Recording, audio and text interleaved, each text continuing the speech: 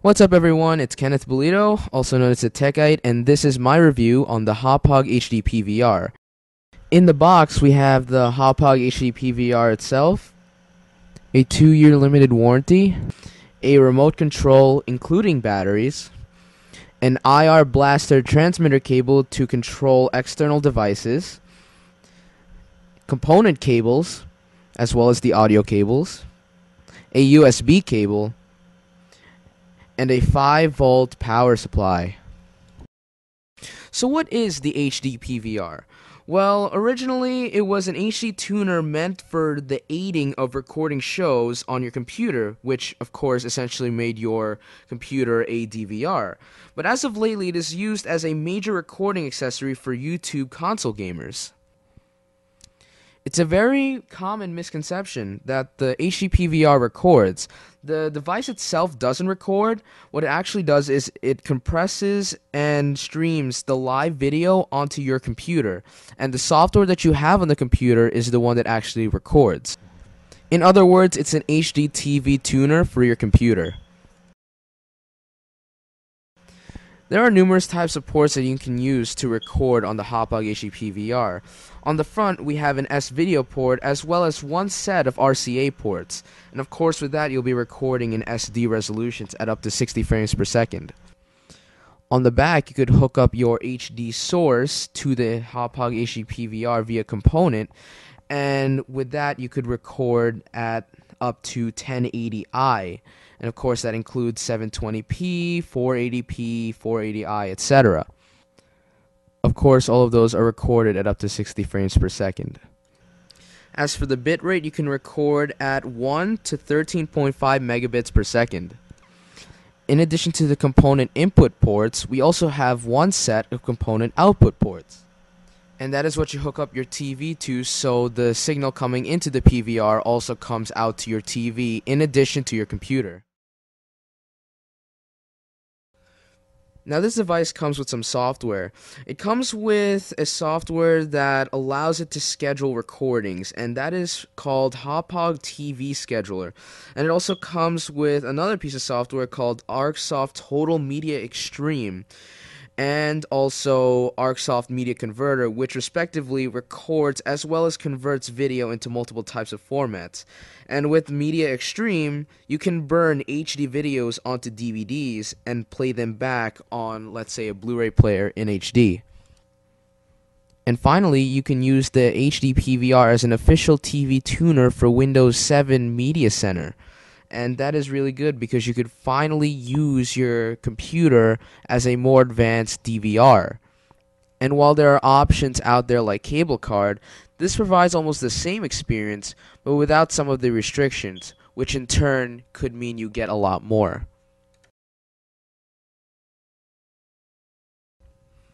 So the PVR has quite a number of pros here. First of all, the setup is pretty simple to do. It really just involves common sense. Just know your ins and outs. You know, obviously, what is the power, where to plug your USB, things like that. If you know how to do that, you should be good to go. And as for installing it onto your computer, it's really easy to do. Just put in the CD onto your computer, and then just install the software and drivers and whatever, and it's all in one shot, so you don't have to worry about configuring or anything like that. Recording on ArcSoft software is really easy to do. Burning discs is somewhat fun, and by the way, that is an extra on the actual software. And it's somewhat fun to do because you can add menus and stuff like that, more advanced stuff than actually just burning the video onto the disc itself. And as for converting the video that you have just recorded, the speed will depend on how fast your computer is. And there are a lot of faster converters out there, but it really isn't that much of a problem nor a hassle. The Hauppauge TV Scheduler works fine, but for it to change the channel for you, if you're going to use this with a set-top box, which means, your cable box or satellite box, you will need to do the blaster configuration, which obviously involves the IR blaster. And while this may look intimidating to you, all you really have to do is follow the instructions and it'll work out just fine, and that is how you'll change the channels on the Hauppauge TV scheduler. Now, as for the video quality, I could say that it's really outstanding. It's very sharp, clear, crisp. It's not choppy nor grainy, and what I really like is that it puts almost no stress on the computer, and that is because all the formatting and compression is done on the device itself. And the last pro is that it is incredibly easy to use throughout, from the installation to the actual use. I mean, it's just really easy to use. Really easy.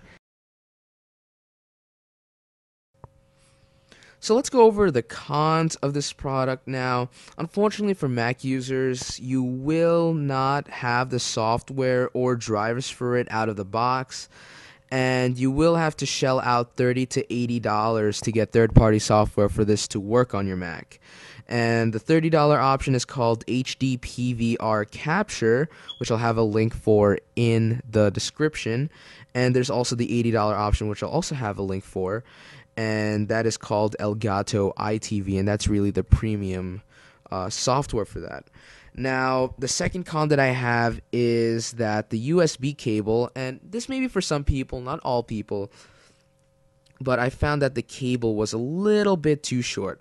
I believe that the cable that they give you is about 6 to 10 feet long, but I needed like 15 to 20 because my cable had to go around a corner to another wall, and yeah, it was not long enough. So keep that in mind, some of you, if you have a setup like mine. If you want to see my room, go right ahead. I'll put a video in the annotation on your screen right now. And also, last but not least, the TV screen kind of spazzes out sometimes when you're doing like the pass-through thing. You'll see on the screen right now that it kind of spazzes out, and that's really no problem. Just turn the PVR off. It doesn't really mean anything. So yeah, that's really it. Now, overall, because of its ease of use, the different possibilities of its use, and because of its video quality, I think that this product is really great.